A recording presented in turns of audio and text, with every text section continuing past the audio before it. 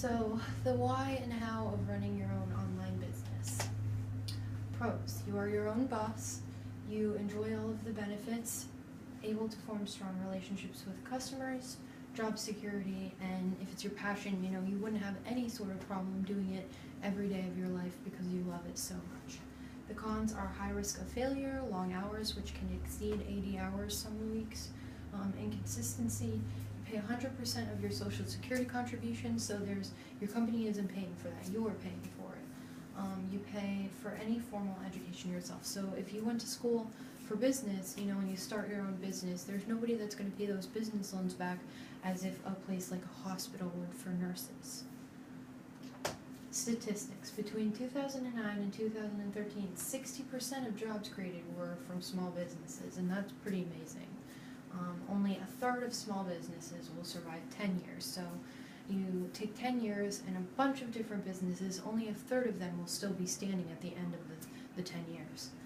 82% of businesses fail because of cash flow problems. So maybe you didn't anticipate some extra spending you had to do with renovations, or maybe even having people hired to help you set up the place, and eventually that catches up with you and you run out of money, and then that's it, you just have to close. Economic uncertainty. The cost of health insurance and declining customer spending are the top 3 challenges of running a business. So maybe we can go into a depression and that would cause you to close your small business. Maybe the cost of health insurance, whether it's you personally having to pay more for your health insurance or your customers are getting charged so much for their health insurance that they can't spend their money on any extra things. And also declining customer spending. So maybe there just are certain reasons why people want to hold on to their money a little bit longer, and that can really hurt your business depending on what society you're in. $10,000 is the average amount of startup capital required by a small business owner. So you want at least $10,000, but the actual average would be $80,000. Website for every small business. So we have Yelp. We have Score. Score is really good. There's a lot of great people in Score that are willing to help you and be a mentor throughout your process. Entrepreneur and Huffington Post Small Business are both really great magazines. Better Business Bureau and Fortune are also pretty great. Start it up. So you want the name of your firm. You want it to be related to your product or service.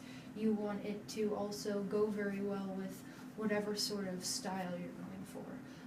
You have to do a market analysis. So who are your customers? Who's your competition?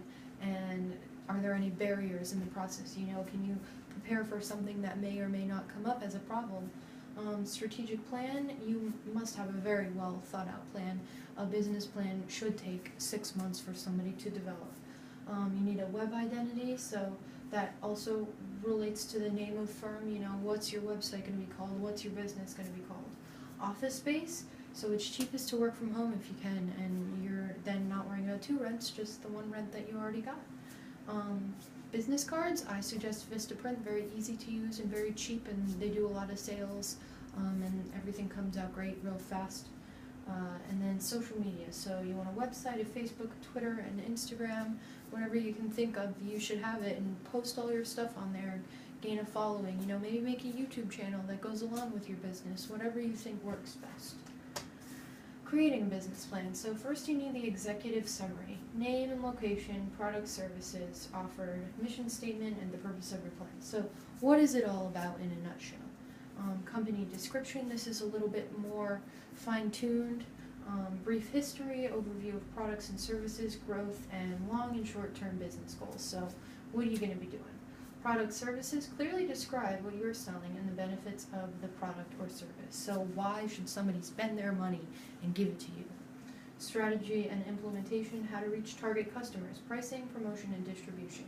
What are your operating hours, the number of people you employ, and sources of labor. You want to know about organization, so owner's biography, background, and skills, description of company as a whole, and how it's categorized. So, where's all the information going? Financial planning, so historical financial data, what spending have you already done? Will it make you look good or bad? Prospective financial info, so like how likely are you to be able to handle this situation? Brief analysis of financial data, so what do you already have going on? And then you need to do a market analysis. So you need to have a knowledge of the industry, you know, like how long has it been around? How long is it going to be around, do people think? Is it going to get better or worse? Does it have a roller coaster effect? Does it go up and down? You know, what's the deal?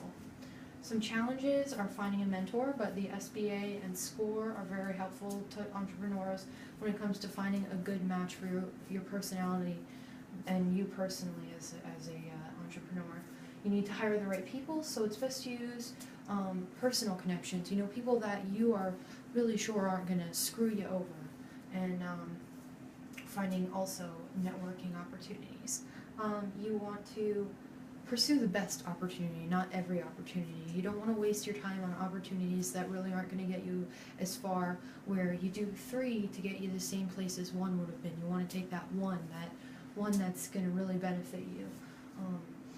Staying organized, so using technology like Evernote, Trello, and Sprout Social to keep on top of things. These help with calendars, to-do list, events, you know, anything that you need to organize when it comes to information. These are great, and you need to have sufficient capital, so maybe looking into a loan program with the SBA or even doing some crowdfunding. The importance of social media. Build relationships at any time. Find out what your competitors are doing with ease and discretion. Increase brand awareness and loyalty. So when you're constantly posting information about your products, it's going to stick in people's minds, and you don't want it to be so much to the point where they're just sick of seeing the same thing over and over again. But if you can keep putting out new content, they will keep eating it up, and eventually, you know, it may make them buy that photo that they wanted to put up on their wall, or that t-shirt that you designed that they really like, or maybe even, you know, it could be anything.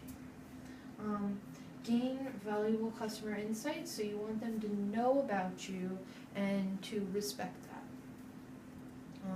Geo-targeted posts, so maybe you think that Holland would really love the hats that you're making. Well, then you can make sure that those posts are pushed towards Holland, or maybe you're not able to ship to the UK, then you will just not bother those people, or, you know, just they don't want to see it because they can't order it.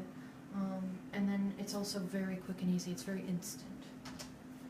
Being unique is very important. I'm going to read a quote by Theodore Levitt.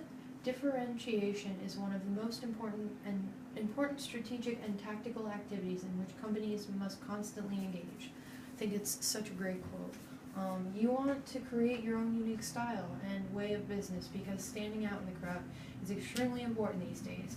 Just like everyone else, your business will fail due to mediocrity. So you want to, you know, maybe approach your customers with a certain type of personality, because you feel like that's what you would want when you are dealing with anybody, you know, and maybe having unique color schemes, or a unique way of going about things. You know, be different. People like when things are different. Why Creativity is Vital. Art is Theft by Pablo Picasso. And what that kind of means, I think, is that our original ideas come from maybe 10 other of somebody else's ideas, but all compacted into one. One good place to find inspiration is out in nature. Getting back to the base gets you your creative juices flowing while relaxing your mind and body. I love being out in nature. It helps me to relax, but also focus on what I'm doing from the silence around me. You know, it helps just kind of put you back to your center. All of your ideas are important. It's just about picking out the right ones, or maybe even remembering the right ones. Sometimes I have a great idea and I don't write it down, and it is gone forever.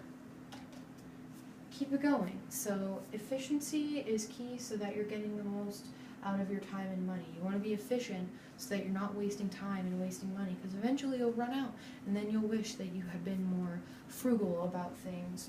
If you find the right clients, your business will thrive after a growth in the frequent visitors. So you'll just keep having people coming back while they're telling new people to come in, and it's just going to keep on growing. You must make sound decisions and think about every situation in depth. Take time to figure certain things out. So some decisions should be left to think about for maybe a month at a time, just so that you really know that it's the right decision. If you can wait to make that decision, you should. You must be a leader. You cannot be afraid of growth. One store may turn into 10 stores over time, and that is okay. Just keep on going. So if your one store is doing really well and you are able to open up a second, don't hesitate, because you hesitated to open your first store and it turned out amazing, and now you're able to open a second store and you're just going to keep doing that and you're going to keep growing. Stay positive and show much value to your employees and customers, as well as distributors, maintenance, etc. So anybody you work with, or they work under you, you want to treat them with care and respect and let them know that they are important, because then they're going to keep doing their jobs really well, which is going to help you. And that's it. Thank you.